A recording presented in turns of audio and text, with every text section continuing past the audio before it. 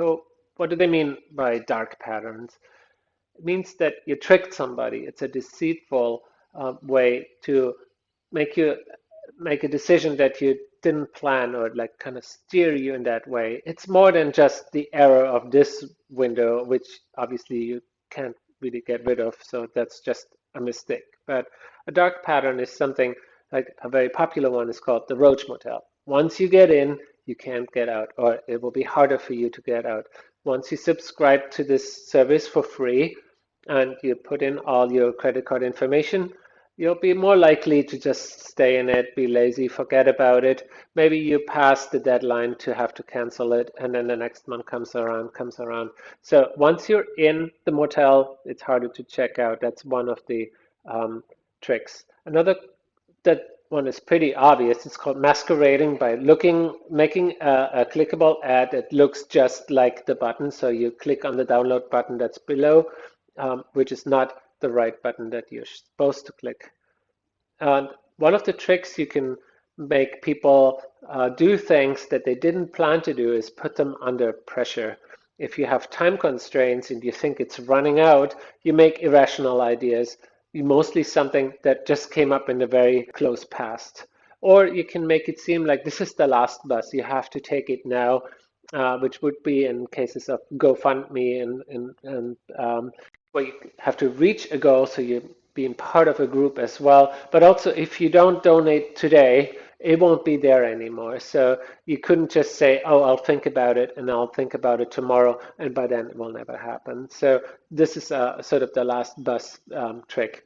There are also some, and we watch these maybe in class, where you can put very small buttons, very small text that you have to click off and on. A trick of having very ambiguous, unclear messages where you don't know, am I supposed to click it or am I clicking it to take it off or on? There's also a way where you can insult somebody that you really want to do, not to sign up, like sort of putting you down. That's not very nice either.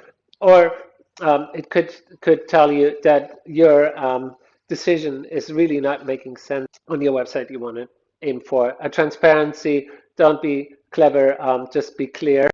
And a good way to do this in this article is to read out your text aloud on the website before you publish it.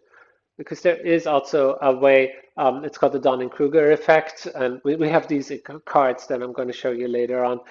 But one of them is that very dumb people actually overestimate their knowledge about the topics way more than people that know more about the material. In this curve, you can see that.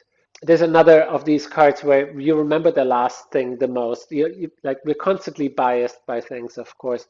So a suggested password on the top, you see this password is probably too complicated for somebody to remember. But if you tell them right away, don't make it your name or your pet's name, this is the last thing they'll remember, and that is actually what they're going to choose, even if you just said they don't do it, but it's still something, you just mentioned it, so you can't blame them for actually thinking this way.